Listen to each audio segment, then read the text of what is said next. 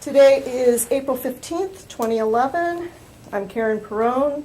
We're at the San Francisco Hilton, Union Square, and I am interviewing Joyce Bogin, who recently retired, very recently retired from Middle Country Public Library. Right, just 1 month ago. Just 1 month ago. So, Joyce, you want to tell us what you did at Middle Country? At Middle Country, I was head of computer and technical services. Okay. And I've been in that role for years and years and years. So when we first got Innovative, it came under my jurisdiction. So. And how long was Middle Country with Innovative? We signed on with Innovative in 1989. Okay. So we were like the second public library to be using Innovative. Greenwich, Connecticut was first. Okay. And so that was quite a challenge. It was actually a new frontier at that time because we had been part of the Gay Ward Consortium. And in that consortium, it wasn't an online system per se, it was just a circulation system, so it wasn't a catalog or anything like that. And we actually left the consortium and signed out on our own and went standalone and purchased Innovative. Best decision we ever made. Okay. Absolutely, over the years, no doubt about it. And why would you say that? Why? Mm-hmm. First of all, the system has been so, it has developed over the years. I mean, it's a long time to have one system. I know that a lot of people had gone from one system to another system. Innovative has continued to develop and change and improve. It's been great. Things have changed dramatically. I mean, really, when you think initially, we started off with a whole bunch of WISE terminals. And actually, we only got rid of our last WISE terminal probably like 2 or 3 years ago, believe it or not. They still worked. There was no reason to get rid of it. And there were occasions when that was like real quick to do, and we left it. But that's part of it as far as using Innovative, and then the other part of it was being standalone, which actually gave us so much flexibility to be able to do exactly what we needed to do exactly for our community, and that's been without having to have a committee of people decide. It gave us the opportunity to do a lot of things that maybe we wouldn't have been able to do, so that's been a good thing. Good. Let's talk about some of the early IUG meetings. Did you go to any of the ALA meetings or? No, we never got sent. Going to ALA was a different story from our library, but I was always supported and sent to the IUG. So when that first started in '93, I started going to those. And that's basically where I would get. I would tell people I'm going to a conference, and they would all be jealous. Oh, you're going out to California, or Columbus, Ohio. People weren't as jealous about. But I mean, definitely about going away. But I'd say you don't understand. This is like going to school. This is not like going to a conference where you can go to a couple things, and it's nice if you understand something new. This is like going to school. I go, I take notes, I learn everything I possibly can, I absorb it. So, hence, it was very worthwhile. So I've come to every single one up to the present time. So it's 19. Including the one post-retirement. Yes, that's right. Yeah, I'm still addicted, so I'm here. I just, I'll probably just show up at them. Sounds good. That's right. There's also a few other family members that are involved with the IUG. Yes, well, since it's been so many years, I'm definitely a big traveler. I totally enjoy traveling. My family always traveled. When we were kids, we always went different places. So it actually gave me an opportunity to bring my younger son along. When he was younger, he started coming sometime around 7 or 8. And he would come. He would, my husband also, he's from an Innovative library. He would come as well. In the beginning, he wasn't coming from the library, but then he was. And so Dave would come along, and he would sometimes sit in the back of sessions, and he'd be reading. So everybody got to know him and see him grow. So the funny thing is, we had an interruption, and that was him on the phone because he's actually flying in tonight. He had to get off his plane, unfortunately, because of an electrical problem. But yeah, no, he's come to quite a few. He's been Dallas and Nashville and Washington, Philadelphia. He helped us out California, in Houston. In Houston, yes, that's right. That's right. He did model. Yes. Yes, for one of the presentations. Yes, he did. Yeah, no, he got a kick out of it. And didn't he used to tell you which sessions you should go to because that would be interesting for him? Yes, yes, yes. He thought that this one might be a little bit better than that one, or he'd have an opinion as to whether it seemed good or not. You know, so and you thought he wasn't listening because he'd be sitting there reading, reading and whatever, and. But at the end, I'd get a little synopsis of what was going on or whether he thought the person was interesting or not. So anyway, I hope I passed the test. Yes, right. Kind of humorous.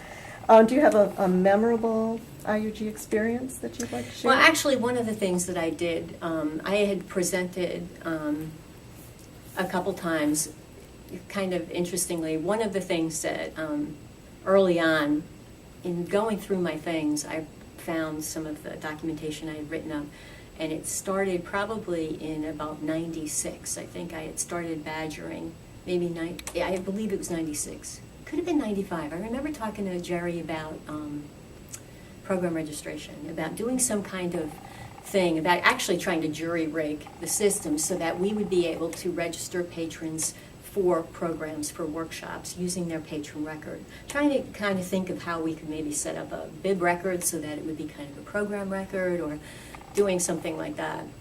And so he had told me that what I should do is see if there's interest in it. And at one of the IUGs, I did run a program that was kind of to see if there was interest in kind of discuss the kinds of things that it might be able to do, the kinds of things that, particularly for public libraries, it would be worthwhile doing. And actually, we did do that. I did get, responses from that, which I then forwarded to Jerry. But it took about 10 years. But when Millennium was almost done, Jerry then called me and said, "Okay, we're ready to go with it. If you want to be a development partner, we'll go for it." And so we did. So that was actually, that started though, I remember actually, I know when it was in Ohio. I remember sitting, talking to Jerry about doing something like that. And I remember he came to our library probably the year after, within that year, and I showed him all kinds of things about, all of the flyers that we had, all of that, that would kind of explain to him what we could use. So that was kind of cool. So do you think there's a lot of working relationships between the IUG members and the company? And Oh yeah, well actually, the two people who are here from my library now, in talking to them, and particularly one of them has never been to an IUG. Ryan Gessner, he has been. Several years he came with me, but James Matias has not been to one. And so I told him beforehand, I said, what you need to do is you need to meet innovative staff members and get to know them, because they are extremely helpful. If you have a question, you ask them. They are very responsive, and they will give you the correct information, and if they don't know, they will get back to you. And there have been so many times when I've been in sessions where the innovative person has said, "You know what? You're right. We've got to change that. We've got to do something about that." And the open dialogue between people, if it didn't happen, things wouldn't change as quickly and as easily as they do. So no, it's definitely worthwhile. so what do you think is the reason that the IUG has thrived over these years? Oh, well, the IUG has made it so easy and convenient for people to get together. It's offered a nice combination of innovative classes, so to speak, and other library types of solutions that they've worked on, and that has been definitely a benefit. The other reason why it really has succeeded is because they go to nice places. What changes have you seen in the IUG conferences over the years? Oh, it's gotten bigger. Yeah. I mean, originally it was at the Claremont, and I remember the first time going to the Claremont, I thought, oh my gosh, this is like wonderful. I mean, they had the biggest pool. I remember swimming in there, and a wonderful spa. I remember sitting down eating breakfast, and they would take your napkin and put it on your lap for you. I mean, I thought, good grief, where am I? Anyway, and also that was across the street from the most wonderful Russian restaurant. I remember going down there with people from the island and nearby, like Arlene Nevins, and Maureen Hatash, and a group of us would go over there and eat. I remember looking forward to that. The second time we ended up in Oakland, going over to that restaurant, that was very lovely. But boy, was that a nice place. Going for walks up on the hill, and yeah, very neat. So anyway, it was much smaller then, though. I think at that time it was 360 something was the first one, and even after that, I mean, it did grow, but it was a little. In the beginning, it was certainly slower, and then all of a sudden it just exploded. Yeah. Yeah. Do you think the growth has changed the dynamics of the group any? The growth has been wonderful for public libraries, if you want to know the truth. In the beginning, really, there was a handful of us. I mean, there were, I don't know, maybe about 8, if that. I mean, really, there was a small number. Now that there are so many more, I think it's made the IUG more interesting. I think it's also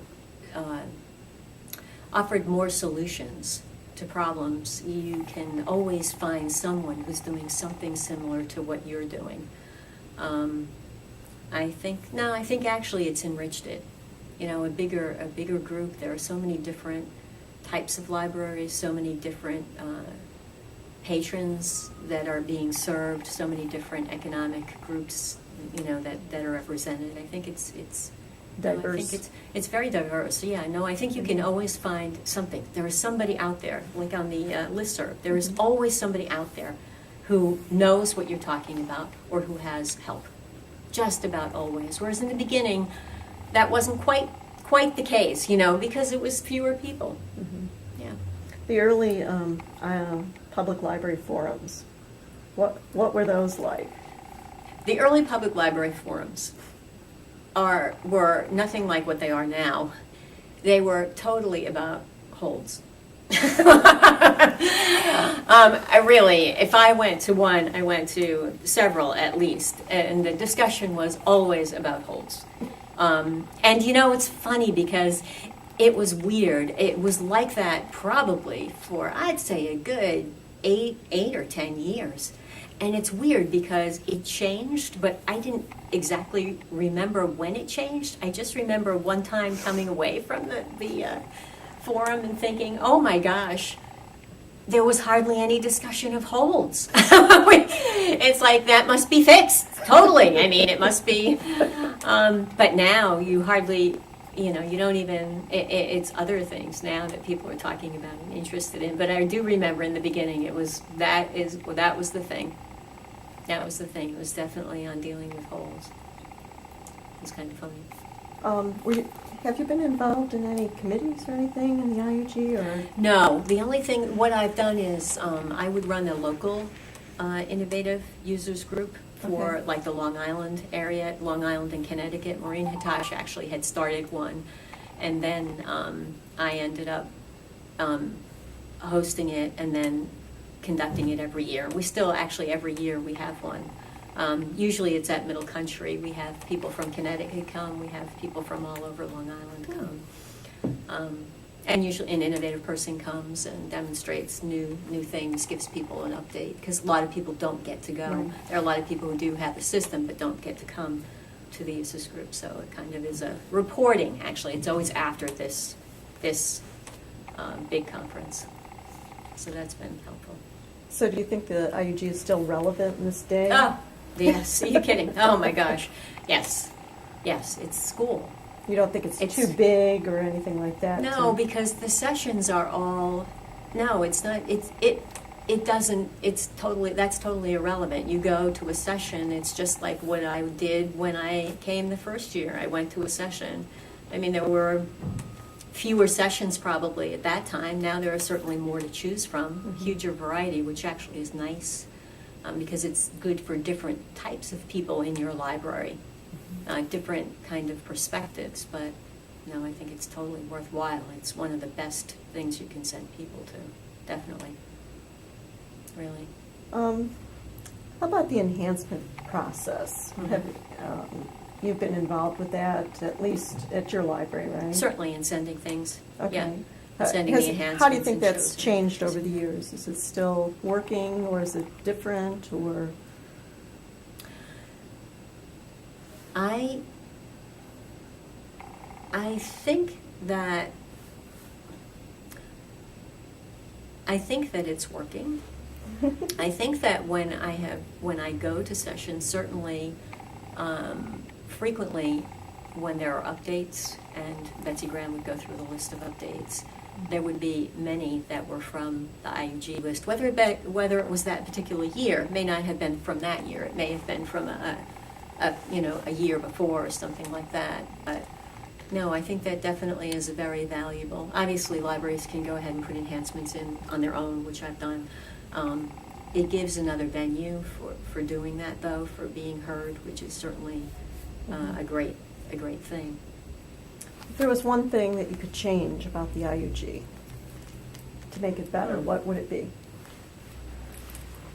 To make it better, I don't know. I think we should have it one time in Hawaii, perhaps. Oh, that sounds good. Let's see, what other things could make it better?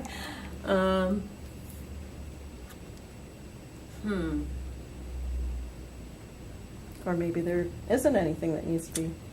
Well, I don't know. I think that a lot of people right now are struggling because of the finances. One thing, very minor little thing that I was thinking of, the boxed lunch, kind of interesting. Started out with that originally. I do remember there were a couple years when we were in Oakland, and I remember it was very hard to get lunch.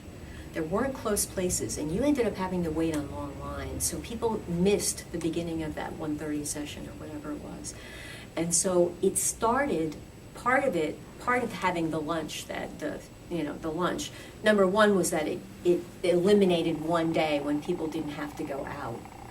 It also gave the option at that point where you had tables and you had innovative people there, and it was a very much organized type of a getting together and making people network and having them talk to innovative people. It was a much more formal type thing. What's happened since then is our conferences have been actually in the past couple of years, certainly, in places where lunch is not an issue. I mean, you can walk, 10 feet, 15 feet, and there are a million places you can get things that are cheap. I mean, there's a Subway across the street. I mean, there's a lot of options here. Not like we did have. I remember, being a little concerned for my safety walking outside Oakland. Not at the Claremont, at the other one. Now, it might be, I don't know how much that increases the conference cost, but it might be the kind of thing that people still can network. It's not, I don't know if the networking I don't know if the need for that is as huge as it was then. And so that might be one way to eliminate some, I don't know. But, other than that, I really think that the conference is a wonderful deal. I do think that really you can't get training anywhere and have questions answered, and not by just one person, by the expert in this and the expert in that, and you can directly talk to the expert in this. And I think that really there's very little. I think people work very, very hard. So having been to 19 of these, what would you say to about 30% of the audience stood up at the opening session saying that they had been there for the first time? Wow. So what kind of advice would you give these new people who are coming in for the first time? get out of your comfort zone. Don't just stay with people you know. Go and meet other people from other libraries, connect with them. You know, you see people in the elevator or, you know, for lunch, or you're sitting next to somebody, talk to them, start conversations, look for the innovative people, introduce yourself to them. You know, if you have questions, go up and ask them. Don't be shy. They want to talk to you. They want to give you information. They want to know what your questions are. It's very important to not, you know, just hang with the people you're comfortable with, kind of be a spectator. You need to be out there. You need to talk. That's what I would recommend. That's great advice. So if we sum things up here, is there anything else that you'd like to add, or any other reminiscences of early sessions or programs that you attended? I just remember an earthquake not that long ago, actually, where I was in one session and the earth did move. No, I think actually they kind of all go into a blur after a while. I hate to say it, but no, they're all, nothing actually stands out as just fun places, interesting places, different cities, you know, going to baseball games, things like that. Also, you know, mixed in with that, some fun times. Actually, I remember walking around San Francisco, having no idea, and just walking all over, because I didn't really understand with a group of people the transportation system. But yeah, no, totally. It's been really a cool experience. Great opportunity. Well, Joyce, good luck in your retirement. Thank you. Glad to see you, and thank you for helping us out. Thank you. Thanks.